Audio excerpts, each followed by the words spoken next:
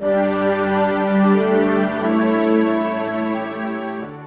င်္ဂလာပါရှင်ခေတ်သစ် news သတင်းဌာနကနေသတင်းများကိုတင်ဆက်ပေးတော့ပါမယ်ရှင်ပထမဆုံးဒေါ်အောင်ဆန်းစုကြည်ဟာနေပြည်တော်ရှိအထူးဆောက်ထားသောအိမ်သို့ရွှေ့ပြောင်းထားသည့်သတင်းကိုတင်ဆက်ပေးတော့ပါမယ်ရှင်နိုင်ငံတော်၏အတိုင်ပင်ခံပုဂ္ဂိုလ်ဒေါ်အောင်ဆန်းစုကြည်ဟာနေပြည်တော်ရှိတည်တံ့ထောင်တစ်ဖွဲ့အထူးဆောက်လုပ်ထားသောအိမ်သို့ပြီးခဲ့တဲ့သင်္ကြန်အတက်နှင့်ဧပြီလ16ရက်ကအရေးပေါ်ပြောင်းရွှေ့ခဲ့ကြောင်းအေရဝတီကစုံစမ်းသိရှိရပါတယ်ရှင်ရင်းနေအိမ်ဒီနေပြည်တော်ရှိစစ်တပ်နယ်မြေအတွင်းတိုက်ရိုက်တည်ရှိခြင်းမဟုတ်ဘဲစစ်တပ်မိသားစုများနေထိုင်ရာမြို့နယ်တွင်တည်ရှိကြောင်းတိတာထင်ရှားသည့်အလွန်မြင့်မာသောချက်စီယိုများကိုပတ်လဲခတ်ထားကြောင်းသိရှိရပါတယ်ရှင်ထိုအဆောက်အအုံမှာဒေါ်အောင်ဆန်းစုကြည်မပြောင်းရွှေ့မီအရေးပေါ်အမြန်ချောတက်ဆောက်လုပ်ခဲ့ခြင်းဖြစ်နိုင်ကြောင်းအေရဝတီသတင်းရင်းမြစ်ကပြောဆိုထားပါတယ်ရှင်ဒေါ်အောင်ဆန်းစုကြည်ပြောင်းရွှေ့ပြီးနောက်တရက်နှစ်ဆန်းတရက်နေ့ဧပြီလ19ရက်နေ့တွင်သမ္မတဦးဝင်းမြင့်ကိုလက်ရှိကြခန့်နေသည့်ပြည်ထံများမှလွှတ်ငင်းခွင့်ပြုခဲ့ပါတယ်။ပြီးခဲ့တဲ့ဧပြီလ25ရက်နေ့ကနေပြည်တော်သို့လာရောက်ခဲ့သောတရုတ်နိုင်ငံသားရေးဝန်ကြီးဝမ်ယီခရီးစဉ်အပြီး9ရက်အကြာဒေါ်အောင်ဆန်းစုကြည်အားရာဇဝတ်ကျင့်ထုံးဥပဒေပုံမှာ941ပုံမှခွဲ1အရ၎င်းကြခံရန်ကြံရှိသည့်ပြည်ထံများကိုတတ်မှတ်ထားသောနေအိမ်တွင်ဆက်လက်ကြခံစေရန်ပြောင်းလဲတတ်မှတ်ပေးလိုက်ကြောင်းထုတ်ပြန်ခဲ့ပါတယ်။နေအိမ်ပြောင်းလဲပြီးနောက်ဒေါ်အောင်ဆန်းစုကြည်ထံသို့ပြည်ထရေးဝန်ကြီးဒုတိယဗိုလ်ချုပ်ကြီးရပြင်းနှင့်ရဲချုပ်တို့သည်လည်းလာရောက်တွေ့ဆုံခဲ့ကြောင်းသိရှိရပါတယ်ရှင်။တို့အပြင်ယမန်နေ့ကဖော်ပြသည့်ဓာတ်ပုံအရဒေါ်အောင်ဆန်းစုကြည်နှင့်တွေ့ဆုံနေသူများတဲ့တွင်သတင်းရဲတပ်ဖွဲ့မှုရဲမှုချုပ်လက်မင်းနှင့်ဒုရဲချုပ်မျိုးမင်းထိုက်တို့ပါဝင်ကြောင်းသိရှိရပါတယ်ရှင်။ဒေါ်အောင်ဆန်းစုကြည်အားတမတ်နေသို့ပြောင်းရွှေ့သည့်ကြေညာချက်ထွက်လာပြီးနောက်၎င်း၏ဥပဒေအဖွဲ့ကလာမယ့်တနင်္ဂနွေနေ့၌တွေ့ခွင့်ရရန်စီစဉ်နေကြောင်းယနေ့ရိုက်တာသတင်းကဆိုပါတယ်။သို့သောပုံမှန်အားဖြင့်ရှေ့နေအဖွဲ့သည်ဒေါ်အောင်ဆန်းစုကြည်ထောင်ဝင်စာကိုအပတ်စဉ်တနင်္ဂနွေနေ့တိုင်းနေပြည်တော်ရှိတတ်မှတ်ရာနေရာသို့သာတွားရောက်ပေးပို့ရပြီးထိုမှတစဉ်တနင်္လာနေ့တွင်၎င်းထံပေးပို့ရကြောင်းရှေ့နေအတိုင်းအဝိုင်းနှင့်နေဆက်သူတဦးကအေရဝတီကိုပြောဆိုထားပါတယ်ရှင်။ဆက်လက်ပြီးအမေရိကန်နှင့်ဆက်ဆံရေးပြန်လည်တည်ဆောက်ရန်ဒေါ်နယ်ထရန့်၏လူယုံမိတ်ဆွေရောဂျာစတုန်းကို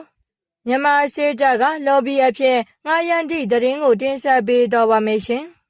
အမေရိကန်နှင့်ဆက်ဆံရေးပြန်လည်တည်ဆောက်ရန်ဒေါ်နယ်ထရန့်၏လူယုံရောဂျာစတုန်းကို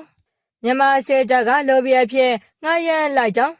Bloomberg ကသတင်းဖော်ပြထားပါတယ်။မြန်မာစစ်တပ်သည်2021ခုနှစ်အာဏာသိမ်းပြီးနောက်ပိုင်းအမေရိကန်အစိုးရ၏ပြင်းထန်သောဒဏ်ခတ်ပိတ်ဆို့မှုများကြောင့်ကြုံတွေ့နေရသည့်နိုင်ငံတကာငွေပေးချေမှုအခက်အခဲများနှင့်လက်နက်ဝယ်ယူခွင့်ပိတ်ပင်ထားမှုများကိုဖြေရှင်းနိုင်ရန်နည်းမျိုးစုံဖြင့်ကြိုးပမ်းလျက်ရှိပါတယ်။ယခုအခါအမေရိကန်နိုင်ငံရေးလောကတွင်လက်ကွက်အမျိုးမျိုးတုံးတက်သူအဖြစ်လူသိများသည့်ရောဂျာစတုန်းကိုလော်ဘီအဖြစ်ငှားရမ်းခြင်းမှာစစ်တပ်၏နောက်ဆုံးခြေလှမ်းဖြစ်လာနိုင်ပါတယ်။2021ခုနှစ်တွင်ကနေဒါနိုင်ငံသားအရီဗန်မီနာရှိဒက်ကန်နယ်မစ်ဆန်အဖွဲ့ကိုအမေရိကန်ဒေါ်လာ2 သန်းဖြင့်ငှားရမ်းခဲ့ပါတယ်။နောက်ပိုင်းတွင်ဝါရှင်တန် DC အခြေစိုက် DCI Group ကိုတနှစ်လျင်ဒေါ်လာ3 သန်းပေး၍ထပ်မံငှားရမ်းခဲ့ပါတယ်။ရခိုင်အဖွဲ့များကိုဒေါ်လာတန်ပေါင်းများစွာကုန်ကျခံခဲ့တော်လဲစစ်အုပ်စုမျှော်လင့်ထားသည့်ရလဒ်များမရရှိခဲ့ပါဘူး။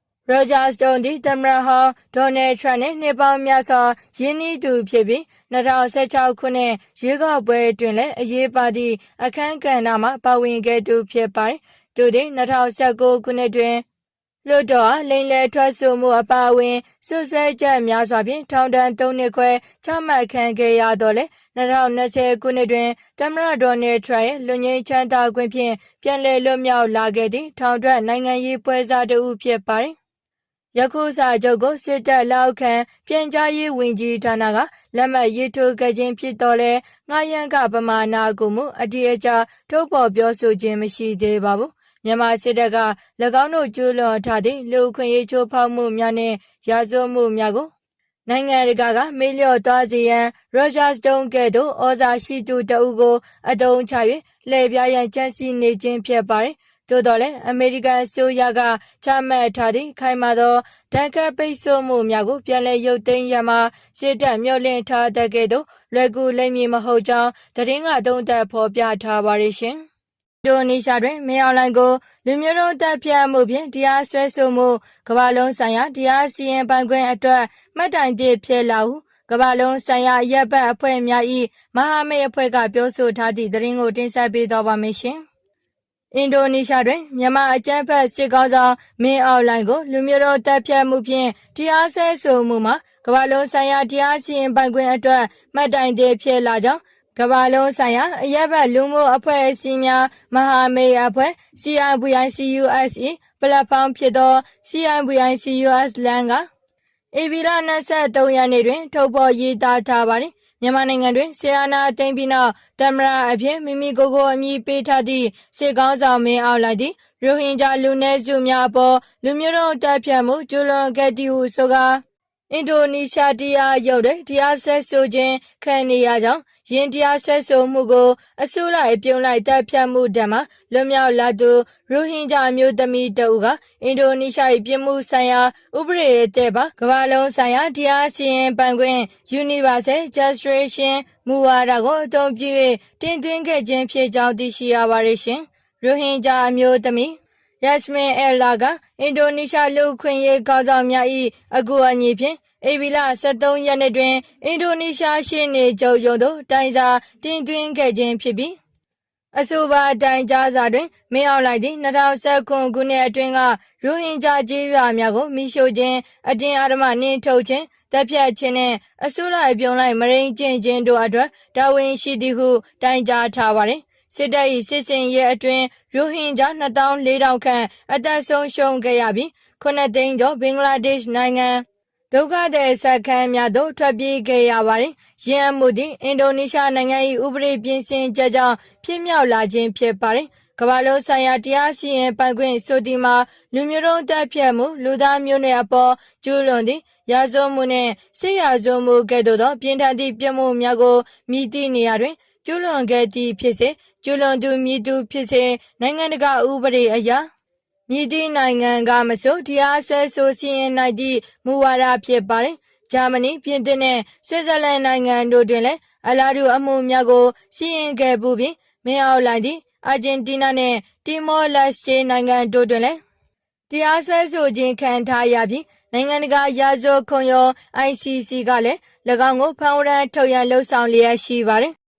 အာဂျင်တီးနားတရားရုံးကလည်း2025ခုနှစ်တွင်မြန်မာစစ်ဗိုလ်ချုပ်များအပေါ်ဖမ်းဝရမ်းထုတ်ပြန်ခဲ့ပူပါတယ်။ဂမ်ဘီယာနိုင်ငံကမြန်မာနိုင်ငံအပေါ်ဆွဲဆိုထားသည့်လူမျိုးတုံးတပ်ဖြတ်မှုဆိုင်ရာကြားနာပွဲများကိုလည်းအပြည်ပြည်ဆိုင်ရာတရားရုံး ICJ တွင်ယခုနှစ်ဇန်နဝါရီလကစတင်ပြုလုပ်ခဲ့ပါတယ်။မင်းအောင်လှိုင်ကိုတရားစွဲဆိုမှုသည်အရှေ့တောင်အာရှဒေသတွင်နိုင်ငံများဖြစ်သောအင်ဒိုနီးရှားနှင့်တီမောလက်စတေတို့ကမြန်မာစစ်ကောင်စီအပေါ်အရေးယူလာခြင်းဖြစ်သဖြင့်လူခွင့်ရေးတောင်းဆိုမှုသည်အနောက်နိုင်ငံများ၏တွေးတောမှုဖြစ်သည်ဟုသောစစ်ကောင်စီစင်ကြေကိုပယ်ပြတ်သွားစေပါသည်အင်ဒိုနီးရှားနိုင်ငံသည်2026ခုနှစ်အတွက်ကုလသမဂ္ဂလူခွင့်ရေးကောင်စီဥက္ကဋ္ဌအဖြစ်တာဝန်ယူထားသဖြင့်မင်းအောင်လှိုင်အမှုကိုအလေးနက်ထားကိုင်တွယ်ရန်လူအခွင့်ရေးအဖွဲ့များကတိုက်တွန်းနေကြပါတယ်မြန်မာစစ်တပ်ကိုတရုတ်အိန္ဒိယနှင့်ရုရှားနိုင်ငံတို့ကထောက်ခံနေတော့လဲထိုကဲ့သို့သောတရားဥပဒေအရအရေးယူမှုများသည့်အာဏာရှင်များ၏ပြည်ထောင်လွန်ငင်းခွင့်ကိုစိန်ခေါ်နေပြီးတရားမျှတမှုအတွက်မျှော်လင့်ချက်များကိုဖြစ်ပေါ်စေကြောင်းကမ္ဘာလုံးဆိုင်ရာအရက်ဘတ်လူမှုအဖွဲ့အစည်းများမဟာမိတ်အဖွဲ့ CIVICUS ၏ပလက်ဖောင်းဖြစ်သော CIVICUS လမ်းကသုံးသပ်ထားကြောင်းသိရှိရပါတယ်ရှင်။